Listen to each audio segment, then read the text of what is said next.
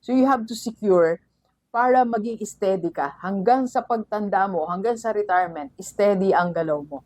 Steady ang goal mo. Hindi ka nag-iisip.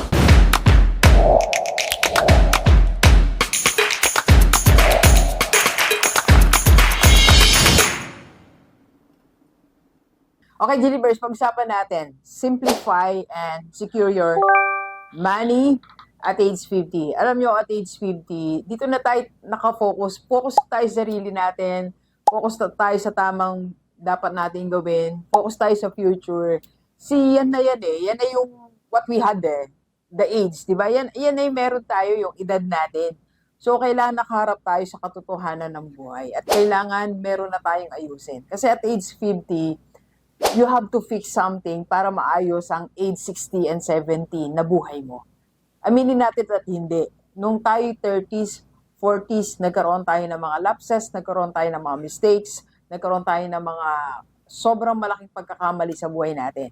And sometimes, yung consequences niyan, nadadala pa rin natin hanggang early 50s. Kagaya si Doc, dumaan din naman po ako sa maraming mistakes sa buhay ko po. Kaya, isinishare ko sa inyo na bago tayo dumating sa punto na talagang tayo matanda na, ayos na lahat. Okay? So, we have to simplify and secure our money at age 50. Alright? So, first, simulan muna natin ang simplify. Bakit ba kailangan natin i-simplify? First, para yung mga accounts natin, maayos natin. Minsan, unang-una, sobrang daming accounts natin. Tingnan mo, ilan ang passbook mo? Ilan ang ATMs mo? Ilan yung transaksyon mo? Sobrang madami, di ba? Hindi na natin na-account minsan. So, pag sinabi natin simplify, mamili ka na lang or mag-maintain ka na lang ng tamang bilang ng accounts. Depende sa dami ng transaksyon nangyayari sa'yo sa buhay mo at age 50. Okay? So, second, para mawala yung confusion, yung stress natin, yung hindi natin nababayaran, yung hindi tayo organized, sumasakit na yung ulo natin. Minsan, akala natin, malaking problema natin, malaki yung babayaran natin, pero pag nagbilang ka, baka may sobra pa pala sa pera natin, hindi lang nakaayos. And third is, para alam mo rin, kailan ka magbabayad, saan ka magbabayad, sinong babayaran mo, magkano, nakaayos. First week of the month, second, third, and fourth, naka-organize tayo. Para yung flow of money mo, maayos ang sistema. For example, meron kang isang source of income, dumating na income mo. Saan siya babagsak? At saan siya papunta? Kasi at age 50, alam ko marami sa atin nagsikap na magkaroon ng isang maliit na negosyo, meron ka pang isang source of income. Sabihin na natin meron ka 5 sources of income. So, bawat source of income na yan, dapat alam mo the beginning, saan siya papunta, paano yung hati niya. Okay? Dapat clear po yung mga yan. So, para sa amin ngayon, sabi ng one of my advisors, Doc, ayusin mo.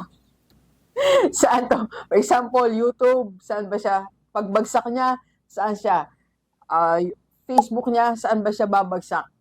Seminar na ganito, saan siya babagsak? Pati seminars namin, pinaghiwalay-walay ko na rin yung bagsakan ng seminar para hindi tayo nalilito. Alright? By the way, sa lahat ng mga nangangailangan ng speaker sa iyong seminars, kung meron kang business, mag-PM ka lang sa personal level nito. Yan po ang personal level. Okay? And if you need coaching po, pwedeng online or face-to-face para tulungan ka namin to systematize these things. Mag-PM ka lang sa personal level dito. Yan po ang personal level. Okay? Let's go.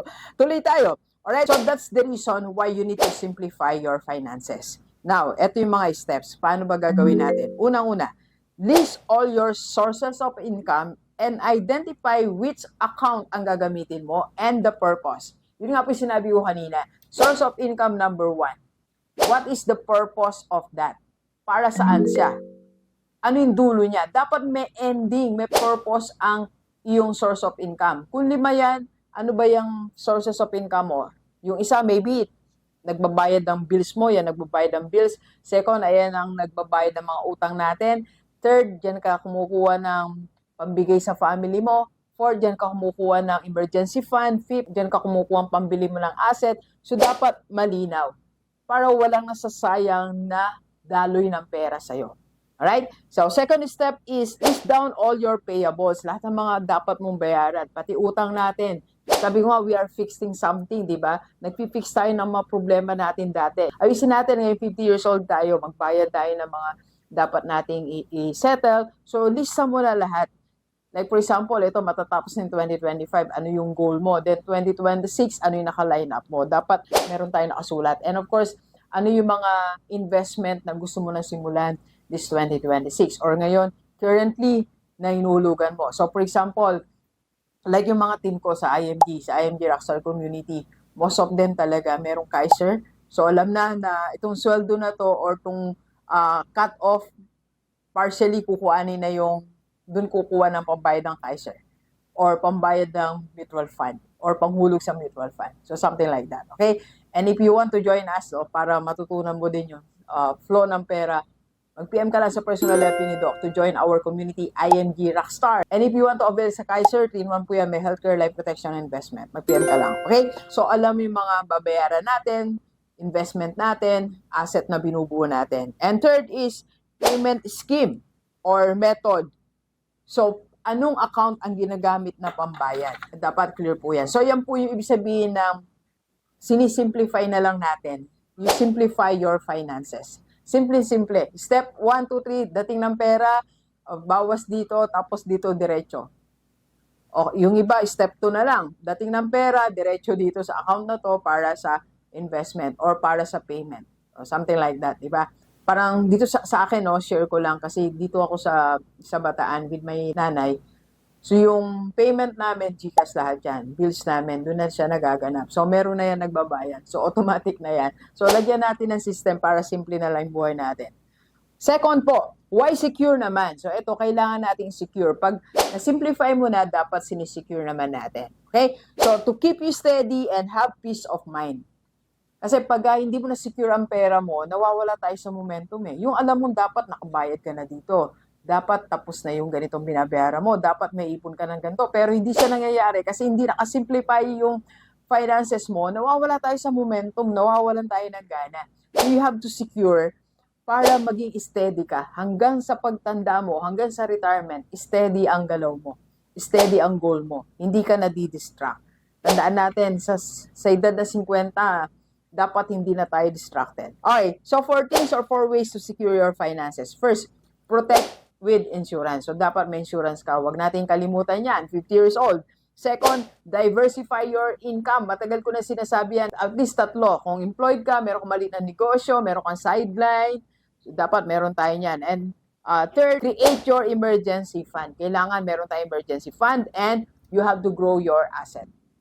At age 50, isa sa dapat mong ginagawa is growing your asset. Yes, may asset ka. Yes, nagsimula kang mag-invest sa mutual fund, pero dapat nag-grow po yan. Yes, meron kang binili lupa, pero kailangan nag-grow yan. Kailangan kumikita yan o napapaunlad mo siya.